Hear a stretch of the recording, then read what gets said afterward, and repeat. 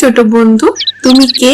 ফড়িং বলল, হ্যালো, আমি একটি ফড়িং, তোমার সাথে একটু গল্প করতে এসেছি।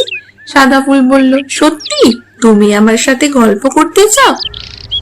ফড়িং বলল, হ্যাঁ, কেন নয়, তোমাকে দেখে তো আমার খুব ভালো লাগছে।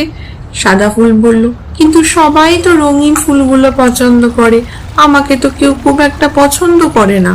ফড়িং বলল, তুমি জানো তোমার সাদা রঙের মধ্যেও এক ধরনের শান্তি আর পবিত্রতা আছে, তুমি একেবারে অনন্য। সাদা ফুল বলল, সত্যি? ফড়িং বলল, হ্যাঁ, তুমি খুবই সুন্দর গো, নিজের সাদা রঙকে ভালোবাসো।